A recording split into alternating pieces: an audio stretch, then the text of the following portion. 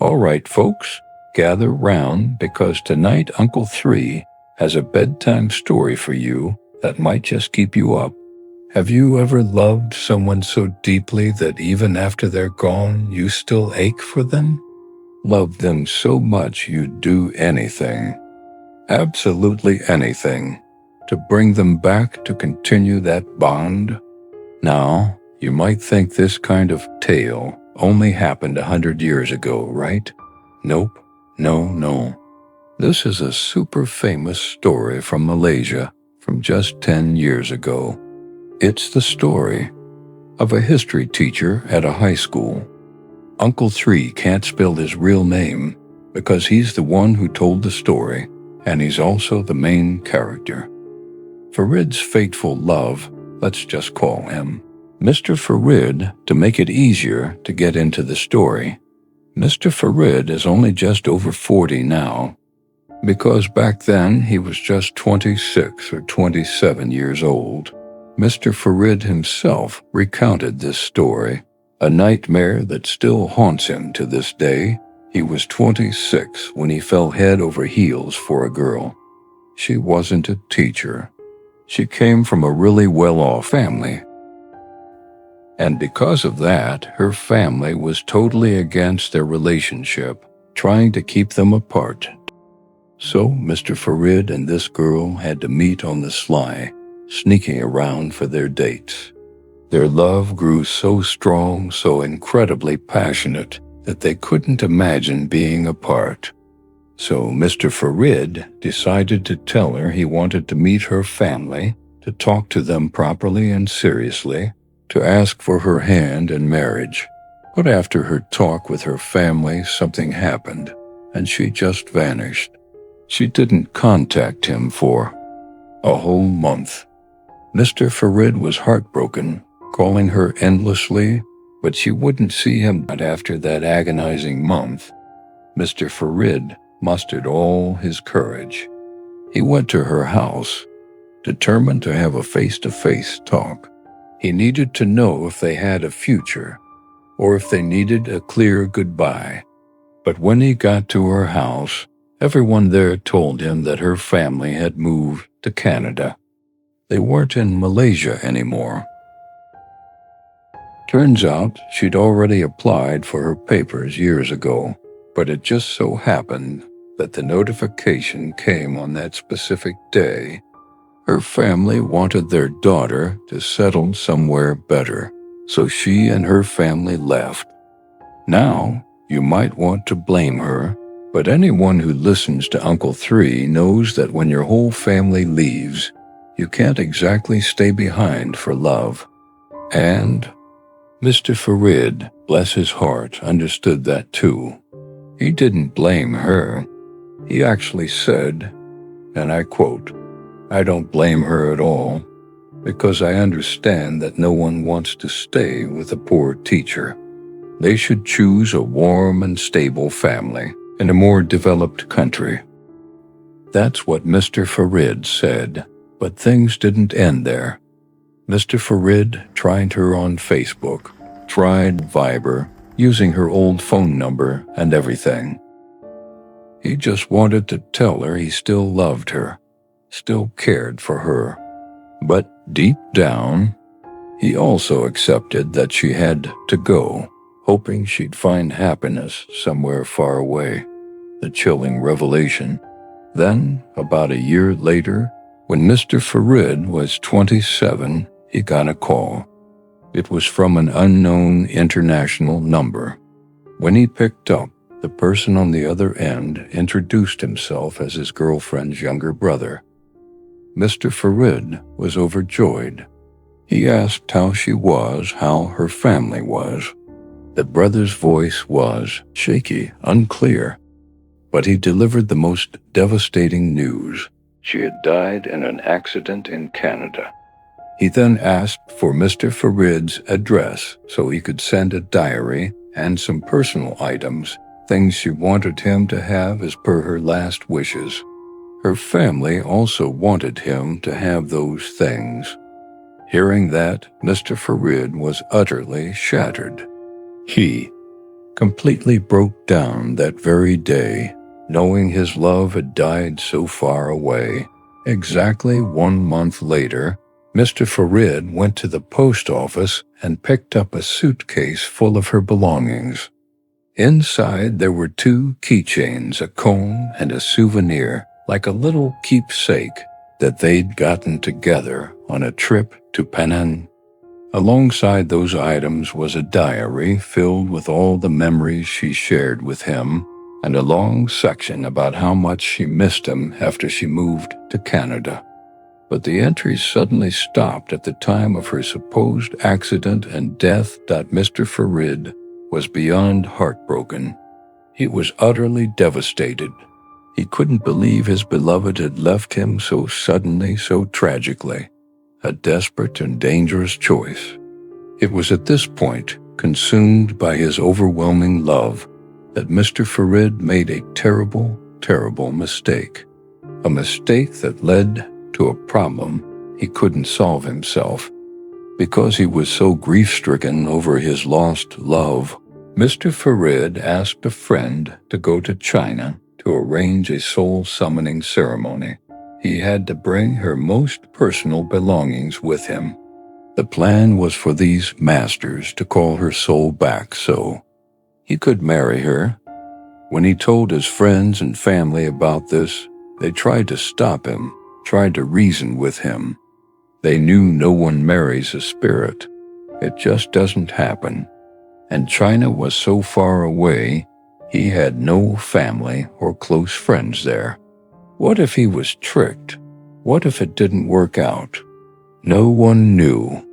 But he was so lost in his love, so utterly devoid of reason, that he made up his mind to go to China and perform the ceremony. Mr. Farid described the ceremony in chilling detail.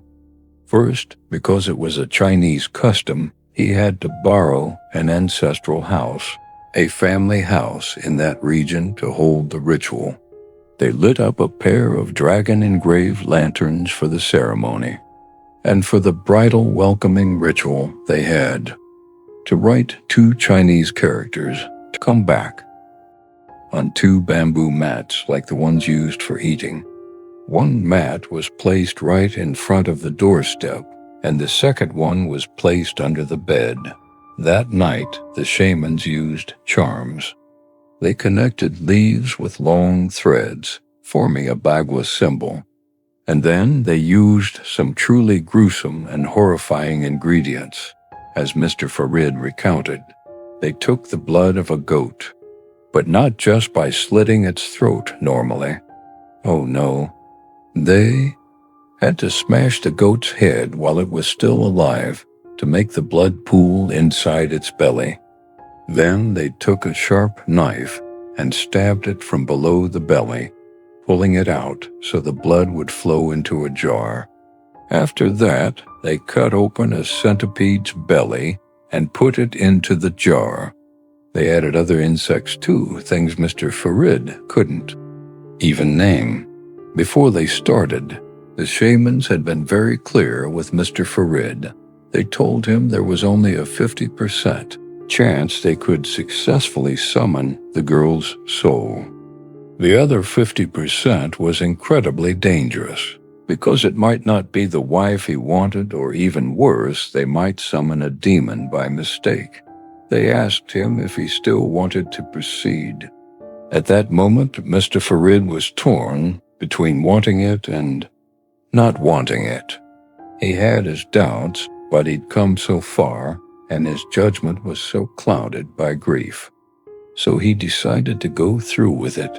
They poured the entire gruesome mixture into the jar, which already contained some of Mr. Farid's girlfriend's belongings. They buried it in the ground, then sprayed chicken blood over it.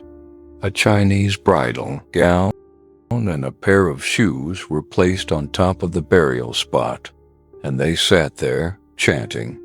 Then they told Mr. Farid to go back to his room. They gave him a warning that sent chills down his spine. Lie there, and after midnight, someone will enter. If the person held the specific item of the girl that was on the table, then it was his wife.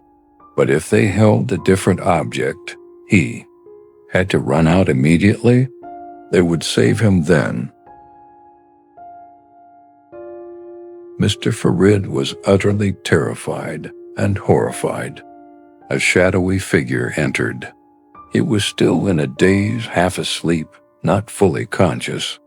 But the figure that came in was a silhouette wearing a traditional Chinese bridal gown.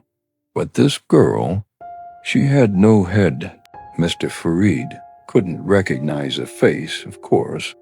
Couldn't tell if it was his girlfriend or not.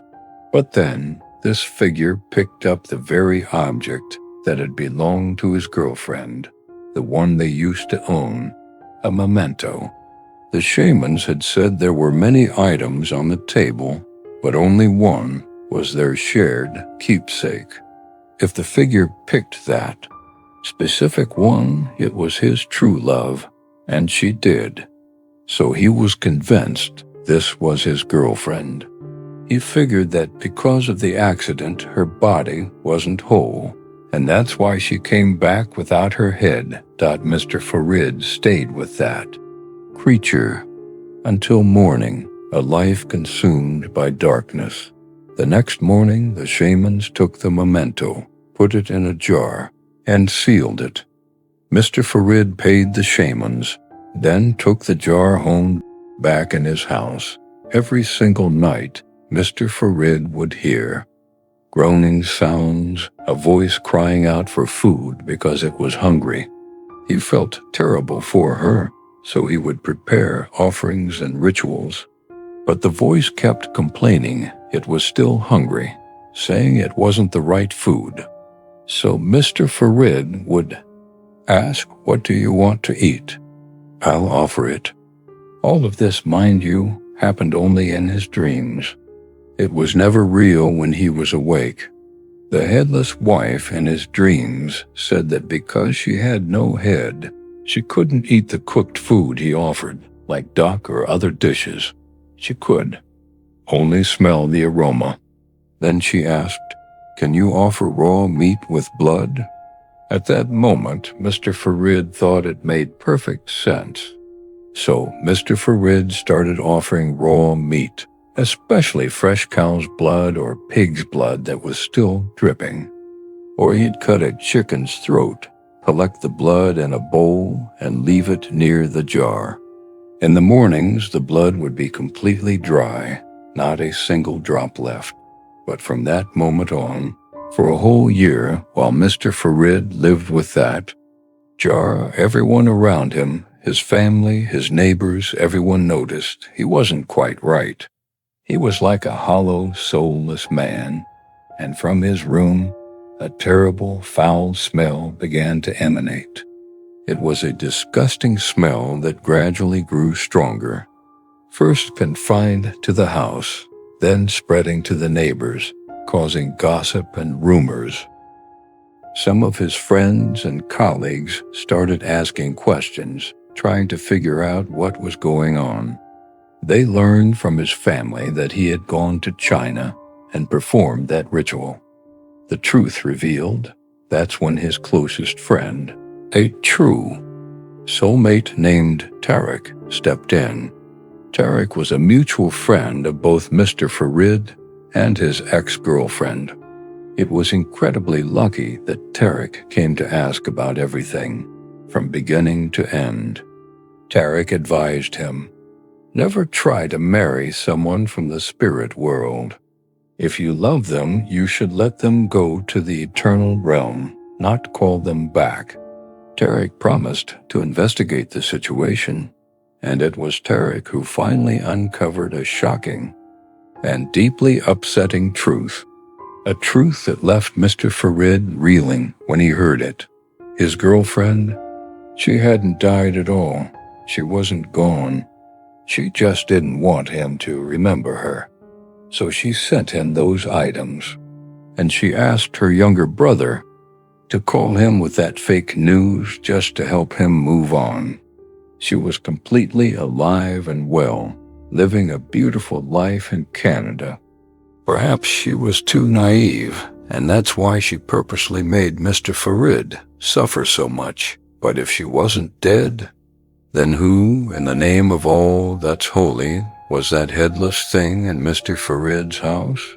When Uncle 3 heard this plot twist, even I couldn't believe how horrifying it was. Who was that headless entity in Mr. Farid's house? Mr. Farid asked himself this question. The exorcism soon. His friends and family knew this wasn't just a normal problem anymore. They tried everything, again and again, to bring that evil jar back to China. But every single time, they were thwarted. It was like something was actively stopping them. Mr. Farid kept quiet because, first, he couldn't call a shaman himself, and second, the headless demon would know immediately if he stepped outside the house. Luckily, his friend Tarek, being such, a good friend with wide connections, managed to find a shaman to help. The moment the shaman walked into the house, he immediately exclaimed, "Good heavens! Why did you invite such a ferocious spirit into your house?" He explained that the masters in China hadn't actually helped Mr. Farid at all. They hadn't called his girlfriend back. Instead, they had wanted to get rid of the headless demon from their own region, and they tricked him into taking it home with him. The shaman continued, "But because you have altars to Buddha in your house, and there are many Buddha altars in your neighborhood, it wasn't strong enough to harm you directly. It just kept getting weaker." He warned, "But if you keep offering it blood, it will get stronger, and it will harm your entire family." He asked Mr. Farid, "Have you noticed you've been sleeping restlessly lately? And that your family has been smelling that foul odor, but you haven't felt it?" At this, Mr. Farid's entire family was terrified. Mr. Farid asked, "Is there any way I can get it out of my house?"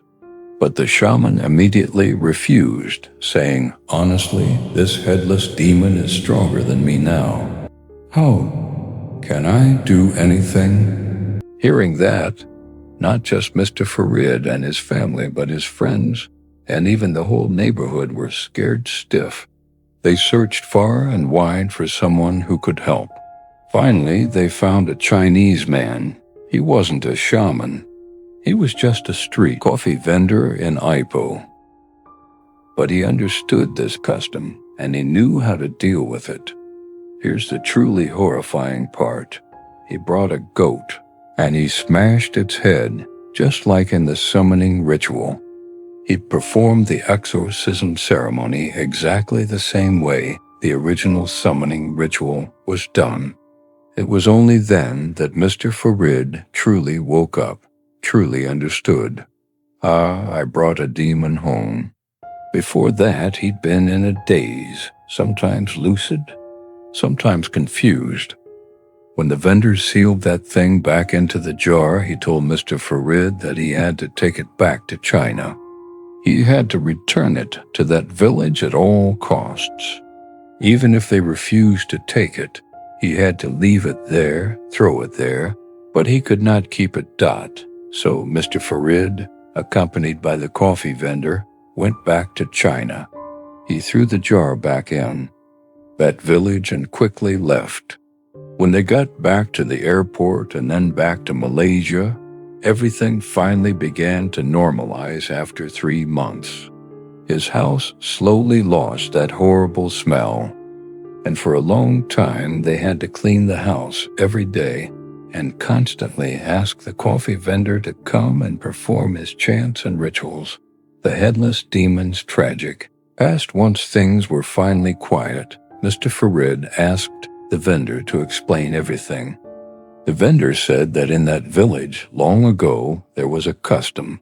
When a girl turned 16, she had to marry. This particular girl refused to get married. So as a punishment, she was either put into a pig cage and thrown into the river, or her head was chopped off to separate her head from her body. It was a brutal punishment done after that. This girl carried immense resentment and hatred. She became the vengeful demon of that region, and many, many people in that village suffered her wrath. They were just waiting for any chance, any opportunity to send her away, to get rid of her. And the only way was if someone agreed to perform a marriage ritual with her, to marry her off. That person, unfortunate soul, was Mr. Farid. And that, my friends, is Uncle Three's story for tonight. See you for the even more horrifying 11th night.